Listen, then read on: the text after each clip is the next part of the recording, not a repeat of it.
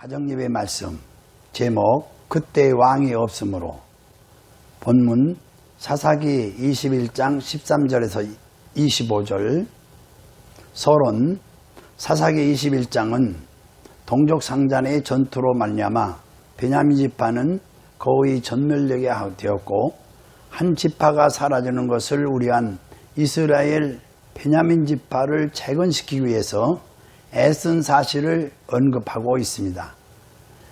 전쟁에 나타난 이스라엘의 지나친 행동은 이스라엘 한 지파인 베냐민의 이름이 역사에서 끊어질 위기를 초래하게 됐습니다. 이처럼 아무리 옳은 일이라고 할지라도 흥분된 감정으로 처리하면 과오를 범하게 되고 또 그에 대한 뒤처리 때문에 많은 곤란을 겪어야 하는 것입니다. 정의감을 가지고 처리하되 감정을 억제하고 침착하게 해결해야 하는 것입니다. 첫 번째, 앞에서 벌어진 일은 무엇입니까? 1절에서 12절에 보면은 이스라엘과 베냐민 사이에 전쟁이 벌어졌고 베냐민 지파가 패배했습니다. 이 일로 인해서 12지파 가운데 한 지파가 사라질 위기에 처했고 이스라엘 민족은 경솔하게 아무도 딸을 베냐민 사람들에게 주지 않겠다고 결정했기 때문에 더욱 심각하게 됐습니다. 궁여지책으로 야베스 기르앗을 정복해서 여인을 약탈합니다. 다음 이스라엘이 베냐민에게 준 것은 무엇입니까? 14절에 이스라엘 사람이 야베스 기르한 여자들 중에 살려둔 사람을 그들에게 주었으나 아직도 부족합니다. 다음 백성들이 뉘우친 까닭은 무엇입니까? 15절에 백성들이 베냐민을 위해서 뉘우칩니다. 왜냐하면 이스라엘이 12지파 가운데 한 지파가 없어지게 됐기 때문인 것입니다. 이제 야베스 기르앗과의 전쟁이 끝난 후 이스라엘은 베냐민에 남은 자들에게 평화를 공포하고 그들에게 야베스 기르앗에서 데려온 400명의 여자를 아내로 주었습니다. 그러나 여자가 아직도 200명이나 부족했기 때문에 그들은 또다시 고심하게 되는 것입니다. 이런 사실들은 이스라엘 백성들이 베냐민 지파에 대해 깊은 형제를 느끼고 있었으며 그들의 문제를 해결하기 위해 적극적으로 노력했음을 보여주는 것입니다. 성도들도 항상 약한 이웃에게 관심을 가지고 그들의 어려움을 나의 어려움으로 받아들이고 도와주는 생활을 힘써야 하는 것입니다. 또 한 지파가 없어지게 되었다는 말을 직역하면 여호와께서 지파들 가운데 틈이 생기게 하셨다는 의미인 것입니다. 공동 번역에서도 이 부분을 여호와께서 이스라엘 지파들 사이에 틈이 벌어지게 하셨다고 번역했습니다. 그러므로 이스라엘 백성들과 베냐민 지파 간에 거리감이 생겼던 과거의 상태를 가리키는 것으로 볼 수 있는 것입니다. 뿐만 아니라 아직 온전히 회복되지 못한 베냐민의 당시 상황이 그들 사이에 벌어졌던 거리감을 좁히지 못했던 사실을 지적하는 말이기도 합니다. 이 이스라엘의 고민은 무엇입니까? 18절에 우리가 우리의 딸을 그들의 아내로 주지 못하리니 이는 이스라엘 자손이 맹세하여 이르기를 딸을 베냐민에게 아내로 주는 자는 저주를 받으리라 하였음이로다. 결국 찾아낸 방법은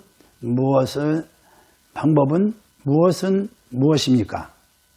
20절에서 21절 베냐민 자손에게 명령하여 이르되 가서 포도원에 숨어 보다가 실로의 여자들이 춤을 추러 나오거든 너희는 포도원에서 나와서 실로의 딸 중에 각각 하나를 붙들어 가지고 자기 아내로 삼아 베냐민 땅으로 돌아가라.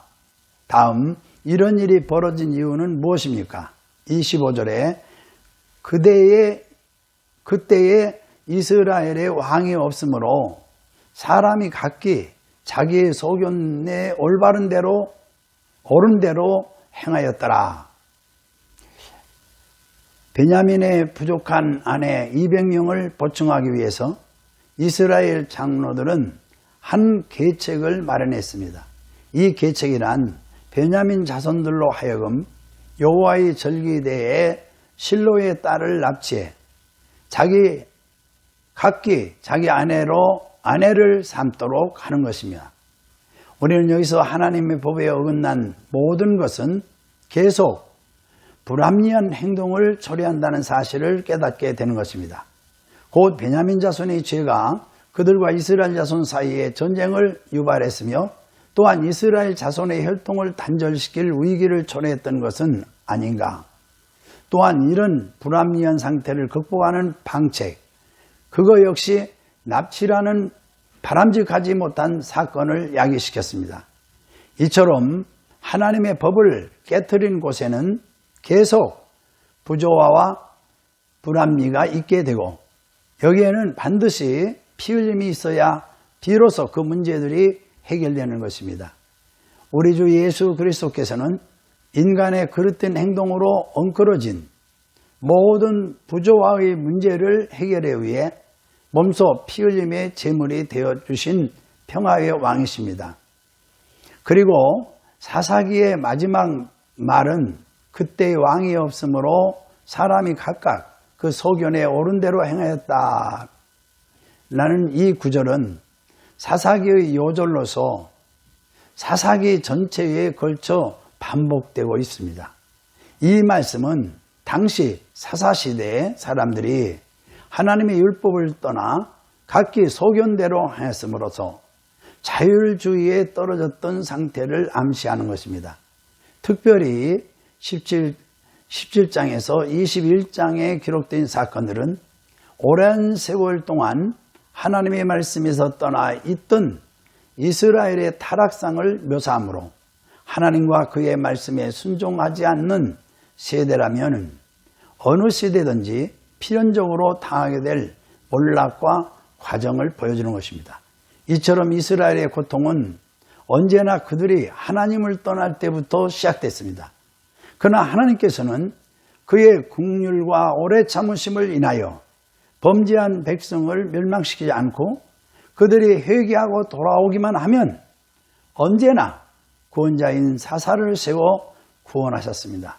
하나님의 은혜와 사랑으로 말미암는 이런 섭리는 결국 성전 전체를 관통하는 중심 사상이며 주제이기도 한 것입니다. 할렐루야, 아멘.